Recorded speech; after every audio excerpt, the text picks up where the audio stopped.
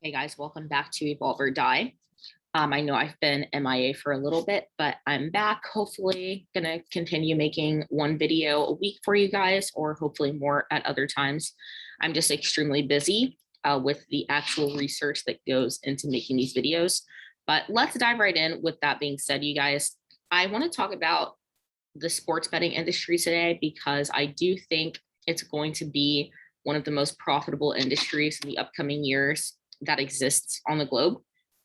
And I'm going to give you guys a little bit of a background into betting and gambling in general. And I'm not a financial advisor and I'm not advocating for sports betting in itself. What we're going to be talking about in this video is companies that are facilitating this experience, this interactive experience that, builds off of adrenaline, it builds off the human psychology, it builds off of people's prone disposition to becoming addicted to certain things, and gambling is one of them.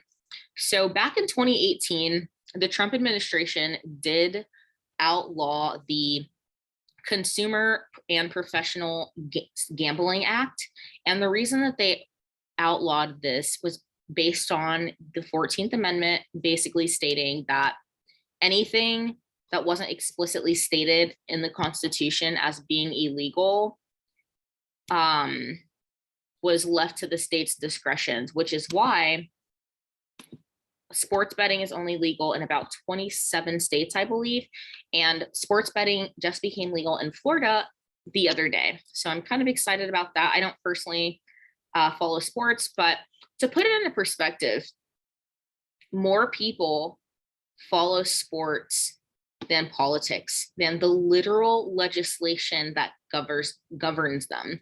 They would rather be more associated with a sports team than a religion. So I really think that this sector is going to be highly profitable just because it's building off of, we're already moving towards the streaming, the interactive society, the metaverse interactions, the digital safe havens and the digital realms that parallel the world that we're already living in. So I have a few companies to put on your guys' radar that I think are going to be highly profitable, like we talked about, just in terms of facilitating this experience that people don't even realize that they're going to be addicted to yet.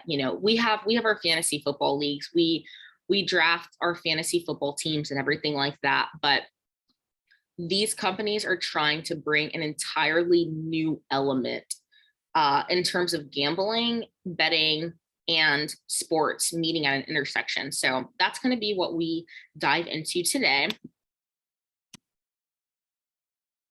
And to understand why this sector is going to be so profitable in the future, we have to understand a little bit about its history and why it's been illegal in the past. So gambling and sports betting in many places has been illegal for so long because of its impacts and just the human psychological elements that gambling exploits. So people that are prone, that have a disposition to becoming addicted to certain things, gambling is highly addictive. And you'll notice that states or cities like Las Vegas, for instance, that gambling is legal, betting is legal, things like this, the crime rates are very, very high in those locations because you'll see people gamble away their life savings. You'll see people lose all of this money, and it's like they're caught in this very desperate situation. And basically, the Consumer Gambling Protection Act for professional and amateur gamblers, that act was basically put in place under the premise of, we're going to protect the little guy and, basically to deter the effects of unsuccessful gambling. So in Las Vegas, if you've ever been there, people will tell you don't go past this certain threshold, or don't go too far past the strip, because that's where a lot of crime is happening, either so they can go gamble more, or, things happen because people have lost all of their money. Like they've literally gambled away their life savings, their children's college funds and things like that. So the reason that it's been illegal is because crime often follows, violence follows, and drug use often follows as well. Because some people, they win big and they start going crazy and they live these extravagant lives for a little while, and then it all comes tumbling back down when they run out of money, and they come back to reality, and then they try to repeat the cycle, that cycle of gambling. But anyways, like I said, I am not advocating for sports betting. I am not advocating for gambling of any sort, and I'm not a financial advisor. This is just some observations that I've made, and just being observant and understanding, what companies in the future are going to be providing or facilitating an experience that people don't know that they're going to be addicted to yet. So sports betting, the interactive streaming services, you guys, it's going to blow up in a couple of years. And I have a couple of companies that I want to put on your guys' radar. We have DraftKings. We're going to talk a little bit about DraftKings today and what their vision is, and the partnerships that they already have with a lot of major sports teams, as well as their financials, and going into some of the other companies that are going to be facilitating this experience in a totally different way. So as we can see here, DraftKings is an American daily fantasy sport contest and sports betting operator. And basically, using this software, you can enter daily and weekly fantasy sports related contests, and you can win money based on like your individual bets. So here we can see they have some pretty solid earnings. Their net income, pretty solid. Their profit margins are pretty solid. So you'll see that their operating income and their net change in cash is in the negatives here. And you got to think back to COVID. So COVID, when the world stopped, all of the sports were suspended, and professional sports teams were not operating in the manner that they had been prior. So this is why we're seeing this negative operating income and the net change in cash here. We do have earnings coming up for this Q3 in 2021 scheduled on November 5th. And we have some unfortunate earnings per shares. We have some pretty solid revenue, considering that the NFL is just bouncing back. The major baseball league is just bouncing back. So in terms of the future, this company looks really solid because of the nature of what they're facilitating. And we have to keep in mind, you guys, that sports betting is only it's only legal in just under 30 states. So we're not even legal all the way across the board yet. And I want to talk a little bit about Fubo as well, because Fubo is bringing in the interactive element, the interactive sports betting, the interactive streaming. Like, imagine it this way. Imagine you're watching a pro basketball game, right? Steph Curry steps up to the free throw line, and a little poll, a little survey pops up in the corner there. Like, oh, does he make it? And you can bet this certain amount of money, whether it's $5, $10, $20, $100. You can bet this fixed amount of money on whether or not this person is going to make the free throw. Does he make it? Does he miss it? Like, this industry is drawing upon such an adrenaline driven and addictive nature of engagement, and people don't even realize that they're going to be addicted to it yet. So I'm really excited about this industry because of the companies that are facilitating this experience. Like we talked about, you guys, like more people would rather be associated with a sports team than follow a religion, or like more people follow sports teams than they follow politics and like the literal legislation that governs them. So I just thought that this sector was very, very interesting, especially in terms of very incremental legalization. Like sports betting just became legal in Florida a few days ago. I think like this week, like 3 days ago, it became legal. So we're seeing this implemental, we're seeing this gradual adoption, and we're seeing this move towards like, well, if this is what the people want, and again, like we talked about, the act that the Trump administration overturned, the betting protection, I forget the exact name of it. Let's see here. Let's go back and look. The Professional and Amateur Sports Protection Act. That's what it's called. PASPA as an acronym.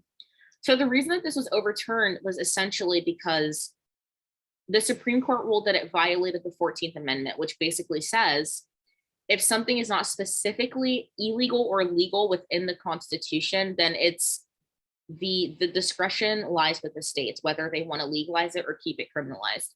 And a lot of states are making the move towards making sports betting legal. And this, like we talked about, this interactive element, this adrenaline fueled engagement that people get from sports betting and like drafting fantasy football leagues and things like that. There's going to be a lot of elements of human psyche and weaknesses that are drawn upon in this space, but they're going to be highly, highly profitable. I don't follow sports. Like I played a lot of sports when I was younger in high school. I love sports. I love acting with them, interacting with them, but following sports, like it's never really been my thing, but making money definitely is my thing. And this sector is going to be facilitating this entirely new experience, fueled by engagement, fueled by adrenaline, and fueled by the human psyche that doesn't even realize that they're getting addicted to these elements. So we're going to talk a little bit about Penn National Gaming. This is one of my higher conviction plays. Penn National Gaming and GAN, they make a lot of the sports and gaming software that we see within casinos. So they make a lot of the gaming software that we already see within casinos. And Fubo is taking it a step further in terms of the interactive streaming element that follows the sports betting. And DraftKings, of course, like we talked about, is facilitating the experience in a way that, it just allows people to facilitate the bets, and whatever their leagues are, whatever their fantasy sports contests or operators are, enabling them to do, they can bet on that within the DraftKings forum. So guys, I'm really excited about this space. Like gambling is one of the singular most profitable sectors in the United States. Gambling, alcohol, and agriculture are like the highest performing sectors on the planet. So I just want to put that into perspective, you guys, and just share with you some of the companies that are facilitating this experience. I'm not really going to go and do a deep dive into the companies just because they are really the leaders in this industry right now, in terms of market cap, in terms of partnerships, in terms of funding. And again, we don't really have an accurate view of what their earnings look like because of COVID. Like the world literally stopped, sports stopped. So I think these are some really solid entry points. However, like again, this is not financial advice, but this sector, this industry as a whole is on its way to the moon, and it's going to be highly profitable. And again, I'm not promoting sports betting or gambling or anything of the sort. I have no plans to interact with the services of these companies. I'm only going to invest in them. I'm not invested yet. I'm waiting for Fubo to have a pullback. They're up quite a bit this week. I'm waiting for a little pullback for an entry, and DraftKings I'm planning to enter soon, and GAN has been down about 15% this week. So it's definitely a solid entry point if you're looking to get into GAN gaming. But yeah, guys, that pretty much sums up this video. I just wanted to put you guys onto the radar of sports betting and how this industry is going to be so profitable and why it's going to be slow to being highly profitable, because like we talked about, it's only legal in just under 30 states. So we still have a little bit of adoption to see. We still have a little bit of legislation to see. We still have a little bit of facilitation to see. But the companies, like we talked about, that facilitate this experience are going to be highly, highly profitable. And I'm just here to put everybody onto the money trail with me. So yeah, guys, let's keep evolving, and I'll see you guys next time for a video about Shiba Inu. So we're going to dive into Shiba Inu in my next video. And yeah, guys, just let's keep it pushing.